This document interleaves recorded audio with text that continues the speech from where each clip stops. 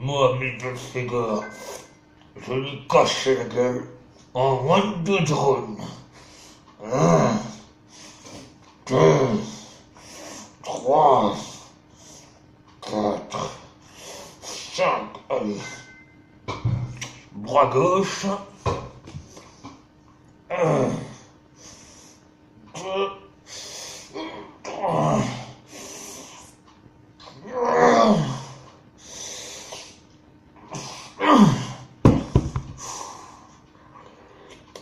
Ah, c'est pas facile, les amis. Faut du bon matériel et du bon matos pour latter ce putain de Belphégor qui vient péter les burnes. Il veut un contrat en match de boxe. Je vais lui montrer à quel point je colle plus fort qu'une cuite après une fête endiablée. Nous nous retrouvons aujourd'hui pour faire une petite annonce avant cette vidéo. Je pense que les Goldie Awards vont devoir être arrêtés. J'aimais bien le concept, mais je suis en plein manque de temps, en plein manque de moyens, en plein manque d'inspiration, en plein manque de tout en ce moment. Ce n'est pas forcément très facile. Et je crois que je vais commander pour mon élève une caméra car je veux améliorer la qualité visuelle de mes vidéos. Sauf que ça va me coûter bonbon. Et qu'avec les soucis d'accident de voiture que j'ai eu, j'ai pas beaucoup d'argent. Enfin bref, on est aujourd'hui pour faire un top 10 des tueurs préférés du cinéma d'horreur. Donc vidéo que je vais dédier à Miss Latino, tout simplement parce que c'est elle qui a fait le premier top en question et que je lui ai demandé si je pouvais en faire un sur ma chaîne aussi. Elle m'a autorisé, très gentil à toi. Et du coup, je mettrai dans la barre d'infos le lien de sa chaîne ainsi que le lien de sa vidéo. Et s'il n'y est pas, c'est juste que j'ai une mémoire de poisson rouge. Donc, avant de vous indiquer les 10 premiers, je vais vous indiquer les 10 qui ont... Enfin, attendez, 1, 2, 3, 4, 5, 6. 6 qui auraient pu faire partie du classement, mais qui ne sont pas passés de très peu. Il y aurait eu un classement sur 20, ils seraient forcément dedans. Je tiens à préciser que c'est un classement purement personnel. C'est possible que ça ne soit pas le vôtre. Normal, mais je vais faire comme Miss Latino, je vais développer mon raisonnement. Donc, dans ceux qui auraient pu passer, déjà, il y a Chrome Skull dans Skull. Donc, c'est le deuxième en français, le premier n'est jamais sorti. Et je crois qu'il y en a un troisième, mais je suis pas sûr. Pourquoi j'ai hésité à le mettre? Tout simplement parce que ce vilain est super badass. En fait, il est mystérieux, il a des meurtres vachement sanglants quand même. Et avec sa caméra, à un moment on le voit dans le noir, on voit que le point rouge de la caméra, c'est vraiment le serial killer par excellence. Donc il est passé de peu, enfin il n'est pas passé parce qu'il y en a d'autres qui méritent largement plus d'être devant lui, mais j'ai trouvé le personnage super sympa. Pareil, qui ne sont pas passés mais qui étaient pas loin, la troupe de dingue dans la maison des 1000 morts ou dans Devil Reject. J'ai beaucoup aimé leur mort. Après, j'ai pas vu Devil Reject, alors peut-être que si j'avais vu le deuxième film qui paraît meilleur, il serait passé. Mais ça reste un très bon film, un très bon groupe de dingues que je vous conseille de regarder. Sont vraiment barrés, leurs meurtres sont extrêmement sanglants et surtout ce qu'ils font des corps. Mais enfin voilà, ils sont pas passés un peu. Un que je ne mettrai pas dans mon top 10 alors qu'il est dans celui de beaucoup, malheureusement, c'est Ghostface. Parce que Ghostface, les Scream, c'est une saga, malgré que c'est mon époque, hein. C'est une saga que je n'adhère pas du tout. J'aime pas le principe que ce n'est pas un personnage pour moi, Ghostface. Enfin, c'est pas un vilain à part entière, Ghostface. C'est un personnage que tout le monde utilise. Je veux dire, ça n'a jamais été deux fois le même tueur. Ghostface, pour moi, c'est moi je pourrais être Ghostface, vous pourrez être Ghostface. Enfin, moi non, vu que je suis déjà l'associé du diable, je peux pas tout être. Mais tout le monde pourrait être Ghostface. Et c'est ça qui, à mon avis, ampute sa crédibilité. En plus, il a ses casse-gueules, les Scary Movie l'ont complètement déchiqueté la gueule, et du coup, c'est pour ça qu'il n'est pas dans mon top 10. Un autre qui aurait pu y être malgré tout, c'est Norman Bates. Donc, j'ai pas le premier Psychose, c'est pour ça. Norman Bates, donc le tueur célébrissime de Psychose, qui tue parce qu'il croit entendre sa mère défunte, lui demander. Il aurait pu passer parce que c'est un personnage qui a une bonne histoire, qui est vraiment barré. Et j'aime bien son côté inconscient. En fait, il tue les gens, mais pas directement. C'est sur l'ordre de quelqu'un qui en fait n'existe pas. C'est pas mal de voir une certaine innocence dans ses actes et dans ce qu'il fait. J'ai beaucoup aimé le personnage, mais il n'est pas passé non plus de peu. Et les deux derniers, à savoir ça, donc j'ai vraiment hésité à le mettre parce que ça, il m'a vraiment perturbé. Ça, ce truc-là, ce clown-là, m'a vraiment perturbé. J'attends le remake en 2017 d'ailleurs, impatient de voir ça, enfin 2017-2018, ça dépend s'ils vont bien vouloir le sortir cette année. Et pour moi, c'était vraiment un bon film, avec un méchant qui était charismatique, le clown ça d'ailleurs, la doublure française était très bonne, mais ce n'est pas passé de peu. Et le dernier, c'est le tueur de Souviens-toi l'été dernier. Ouais, j'ai pas pris le meilleur, là je vous confirme. Parce que tout simplement, ça fait un peu trop classique à mon goût, le mec avec son impair et son crochet qui vient vous tuer. Je me souviens ce que vous avez fait l'été dernier. Le concept est très bon, hein, je dis pas le contraire. Mais le tueur fait trop gentil, on va dire. Trop humain, trop fragile. Pour moi, c'est un tueur qui fait un peu trop fragile, à mon goût. Qui n'a pas une assez grande présence, même si les films sont très bons. Sauf le 3 qui est très mauvais. Enfin voilà. Donc, on va donc entrer dans le top 10. Il y en a qui vont me scarifier, peut-être, ou pire, je ne sais pas. On va commencer en 10e position avec Leatherface dans Massacre à la tronçonneuse. Alors pourquoi je l'ai mis si bas? Parce que c'est un méchant, je vous l'accorde. Quand vous le voyez, il est super badass. Avec sa tronçonneuse, il fait super dérangé, avec des masques en peau. Son histoire est super belle, mais je sais pas pourquoi, j'ai jamais accroché à ce personnage. Pourtant, il est horrifique, mais c'est un peu comme un Jason, si vous voulez. En moins subtil, c'est juste un gros bourrin. Alors oui, c'est sûr, c'est pas avec 2 balles, même de fusil à pompe, que vous allez le mettre à terre. Mais ça reste un gros, énorme bourrin. C'est comme si je lâchais un fou dans la ville et que je te filais une tronçonneuse. Je veux dire, moi j'aime bien les tueurs qui ont de la subtilité dans ce qu'ils font. Or, lui, c'est tu fonces, tu coupes, tu tranches, tu fonces, tu coupes, tu tranches et tu t'aperçois qu'avant t'étais boucher charcutier. Tout simplement. Donc c'est pour ça qu'il est en si basse position. Malgré tout, ça reste un personnage iconique de la saga d'horreur en général. En 9e, vous allez me dire c'est bizarre que beaucoup de ce que je vais vous montrer sont devant par exemple Leatherface. J'ai mis le Wishmaster. Pourquoi? Déjà parce que ses morts sont super originales. J'aime beaucoup le côté génie de la lampe mais mauvais. Et tout simplement parce que le personnage, malgré que tout le monde trouve qu'il est mal fait, je trouve qu'il est vraiment malsain. Il a un certain humour noir, presque à la Freddy, quand il accorde les souhaits du genre tu veux que je te passe dessus, mais je vais le faire, mais de façon atroce, machiavélique et immonde. Donc c'est pour ça que Wishmaster m'a beaucoup plu. Franchement, j'ai adoré voir les 4, même si c'est vrai que le premier est largement au-dessus, surtout pour la scène d'intro. Le premier qui avait été fait par Wes Craven, je crois, si je dis pas de bêtises. Et c'était vraiment super top. Moi, j'ai passé un excellent moment devant Wishmaster. Donc voilà pourquoi il est en 9e position. En 8e position, je vais faire un peu comme Miss Latino et Destination Finale. Ce n'est pas tant un personnage, et par rapport à elle, ce n'est pas tant la mort en elle-même. C'est plutôt un lieu, même si j'ai pas vu le 2, c'est le cube. Donc oui, me diriez-vous, c'est pas un tueur à part entière. C'est pas un humain en forme de cube qui tue tout le monde, c'est juste un cube contrôlé par les humains. Mais j'ai trouvé les morts tellement bien imaginés. J'ai trouvé le concept de cube, surtout le premier, où il faut réfléchir au nombre, où il faut réfléchir à plein de choses pour en fait trouver une sortie. C'était tellement bien pensé que j'ai vraiment passé un excellent moment. En plus, je me souviens de Cube, si vous l'avez vu grâce à Chewing Gum. 2, 3, Chewing Gum. J'aime pas les pièces rouges, faut retourner dans la bleue. Le mec est complètement gaga, et si vous voulez connaître son histoire, regardez Cube 0. Et vous comprendrez mieux pourquoi il sait quand même pas mal de choses.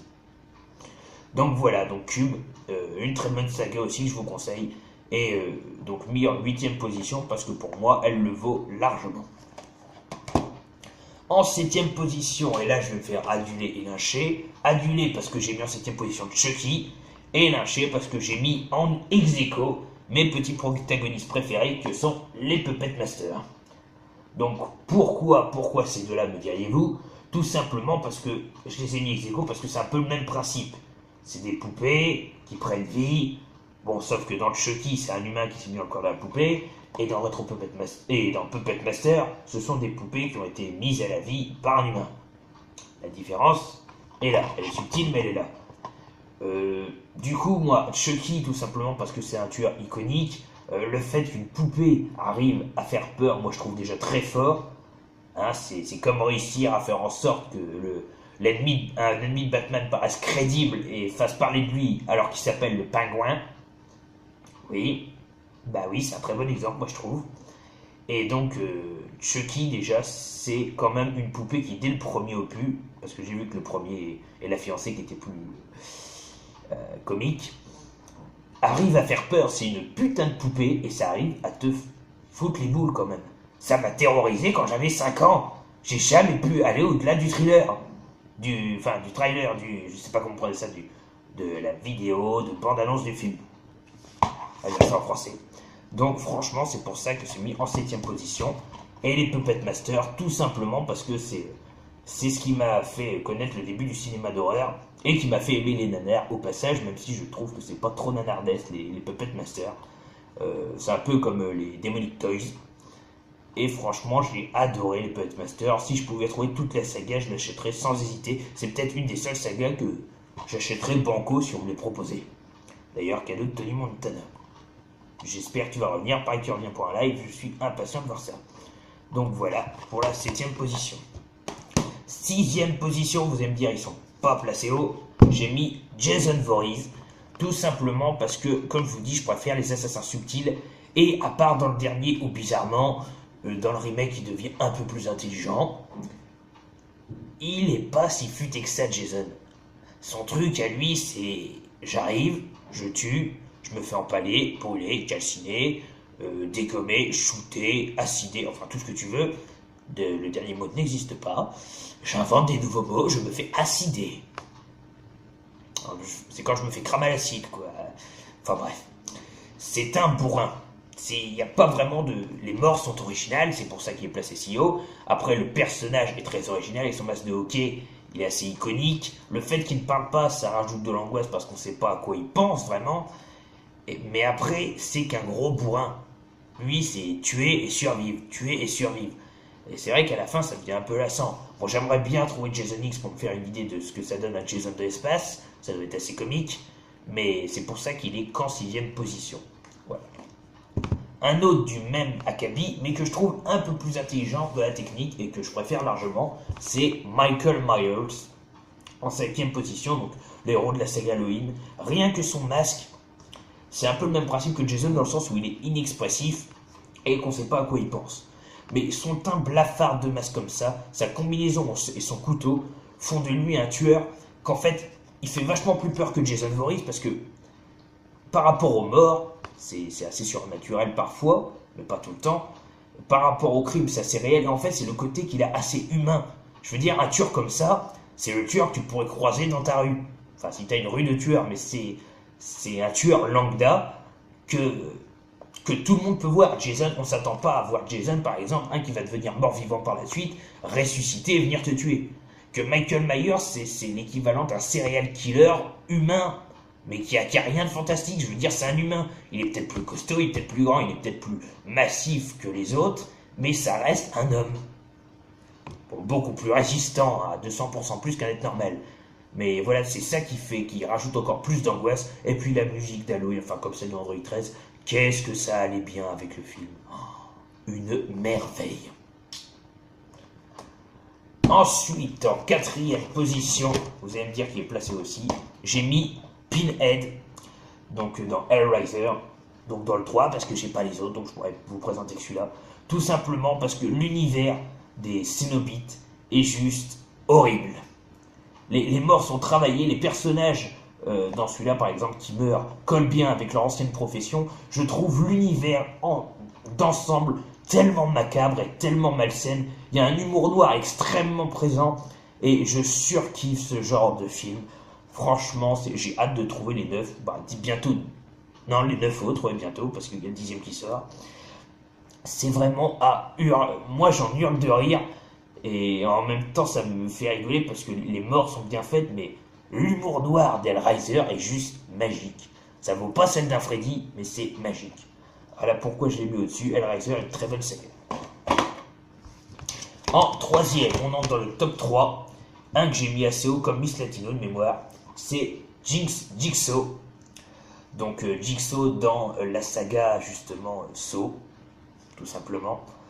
Donc le dernier était moins bon au niveau de l'histoire en elle-même parce que le tueur était mort. Néanmoins, j'ai beaucoup aimé la scène d'intro avec le gars qui se fait arracher la peau de son siège et ses comparses qui morflent bien leur race. C'est bien fait pour votre gueule, bande de racistes. Moi je suis pas raciste. J'aime les noirs et je bois des petits jaunes. Donc vous voyez, j'ai rien à me reprocher. Non, donc Jigsaw, c'est vachement captivant du fait que déjà dans le 1, le tueur, enfin dans le 1 et tous les autres, Jigsaw est un tueur super intelligent. Ce mec prévoit 10 coups à l'avance. Même quand il sait qu'il va mourir, il sait que quelqu'un va être emporté avec lui. Je veux dire, il ne fait rien au hasard, et il a quand même une morale. Il donne une chance malgré tout aux gens de s'en sortir et de s'expier de leurs péchés. Jigsaw, en fait, c'est le genre qui vous accorde un combat des gladiateurs du temps moderne. Vivre ou mourir, à vous de choisir, mais vous avez une chance de survivre.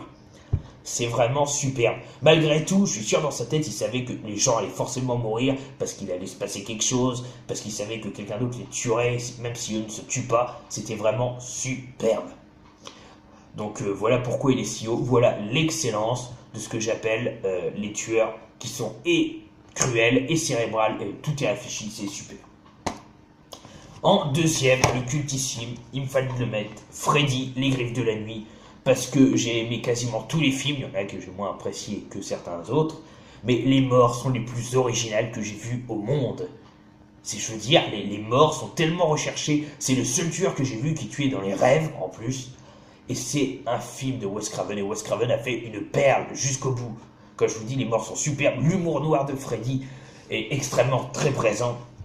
Robert Englund l'incarne à la perfection. C'est vraiment une pure merveille. C'est jouissif de regarder ça. C'est jouissif de voir Freddy tuer des gens. Et c'est tout bonnement excellent. L'histoire est géniale. Le personnage est génial. Les musiques sont géniales.